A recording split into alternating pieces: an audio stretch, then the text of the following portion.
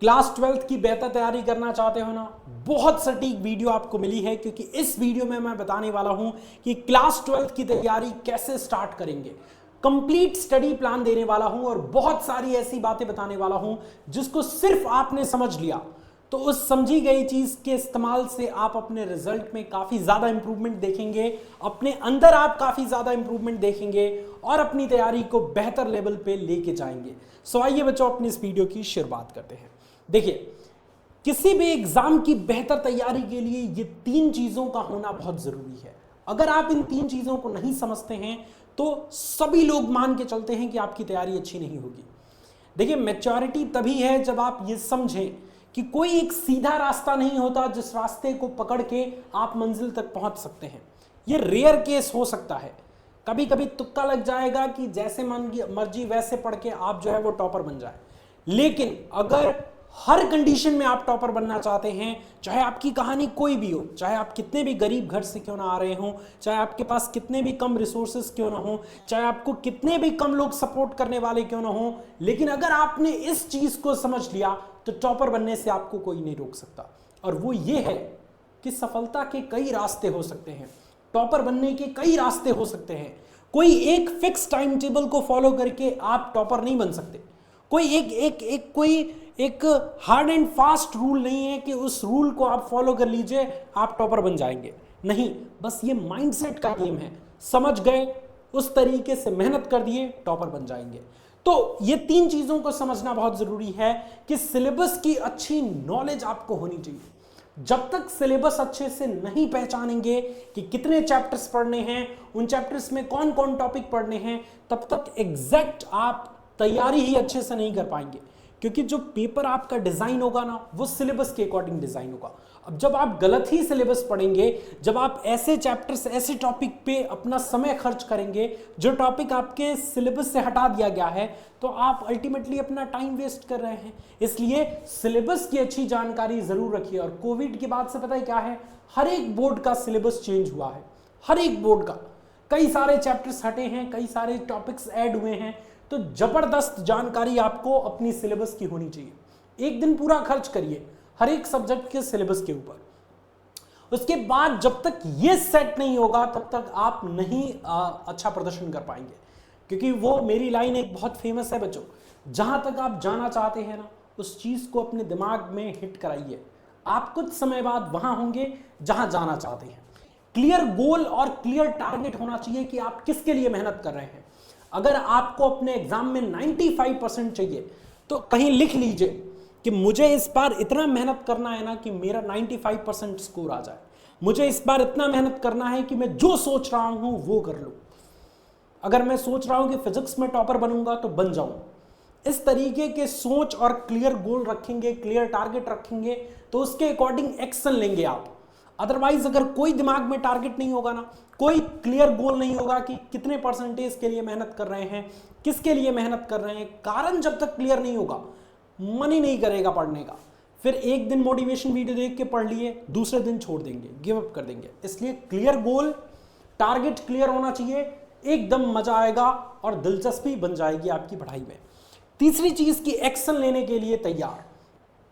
ये क्लियर रहेगा ना, ये क्लियर रहेगा ना, तो ये अपने आप लेते रहेंगे, एक्शन लेते रहेंगे। मतलब अगर आपका 95% का टारगेट है तो उस अकॉर्डिंग आप मेहनत भी करेंगे।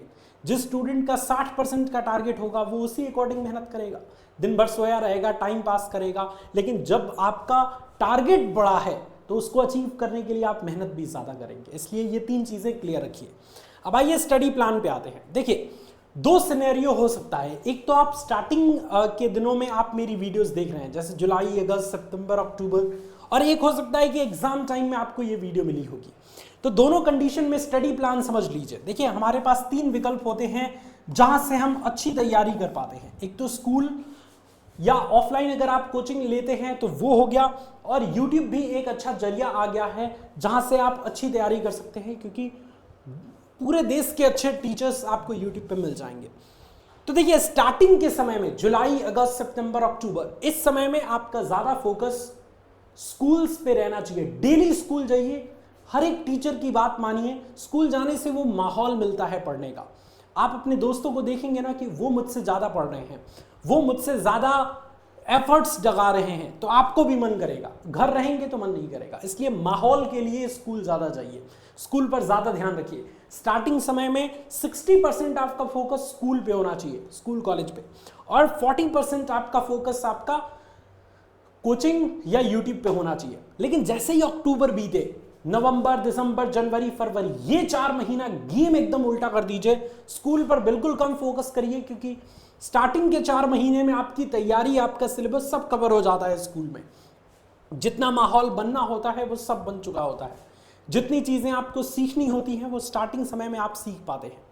उसके बाद से ज्यादा फोकस आप डालिए कोचिंग क्लासेस पे और यूट्यूब पे, क्योंकि लास्ट टाइम में हम टीचर्स यूट्यूब पे बड़े बड़े मैराथन्स लेते हैं, बड़े बड़े स्पेशल क्लासेस लगाते हैं, जिसमें आपको 1 से 2 घंटे में पूरा चैप्टर अच्छे से समझ आ जाता है। तो वही स्टडी प्लान समझना जरूरी है कि स्टार्टिंग समय में कहाँ फोकस डालना है और एग्जाम टाइम में आपको कहाँ फोकस डालना है। उम्मीद है ये प्लान आपको समझ आया होगा। इसके अलावा जो स्टार्टिंग समय में आपकी ये जो फिलॉसफी होनी चाहिए ना, वो ये होनी चाहिए कि हमें सभी सब्जेक्ट को समान लेके चलना है। क्योंकि अगर आपने 95% का टारगेट बनाया है, अगर आपने 90% का टारगेट बनाया है, तो जरूरी है कि सभी सब्जेक्ट में आप अच्छा करें। तो इसलिए स्टार्टिंग से आप सभी सब्जेक्ट को कवर करते हुए चलें। डेली ये टारगेट रखें कि मुझे आधे घंटे ही कोई ऐसा सब्जेक्ट जिसमें दिलचस्पी नहीं, जैसे हिंदी, इंग्लिश, आधे घंटे ही पढ़ना है, लेकिन पढ़ूंगा मैं। ठीक है, ऐसा करने से पता है क्या होगा कि आप एग्जाम टाइम तक सारे सिलेबस को, सारे के सारे चैप्टर को अच्छे तरीके से तैयार करके चलेंगे। क्योंकि अल्टीमेटली सारे सब्जेक्ट में अच्छा नंबर आएंगे, तभी ओवरऑल परसेंटेज अच्छा बनेगा। लेकिन होता क्या है कि हम कभी कभी ढील देते हैं, ऐसे करते हैं कि अरे यार कौन ही पढ़ेगा हिंदी इंग्लिश। तो मतलब स्टार्टिंग में प्रयास तो करना है, लेकिन फिर भी अगर हिंदी इंग्लिश पे कम फोकस जा रहा है और मतलब समझ नहीं आ रहा है, ज़्यादा फोकस आप मेन सब्जेक्ट को ही दे रहे हैं, तो कोई दिक्कत नहीं है।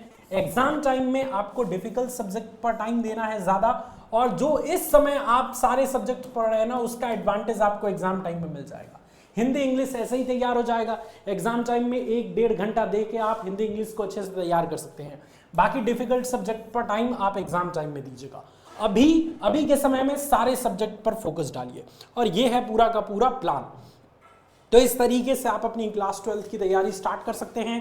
पूरा प्लान मैंने आपको समझा दिया, बस लग जाइए। क्योंकि वो कहते हैं ना, जब जगो तब सवेरा। आज ही जग गए तो आज ही से सवेरा हो जाएगा आपके लिए, और जोरदार मेहनत करना है। हम सभी टीचर्स आपके साथ हैं।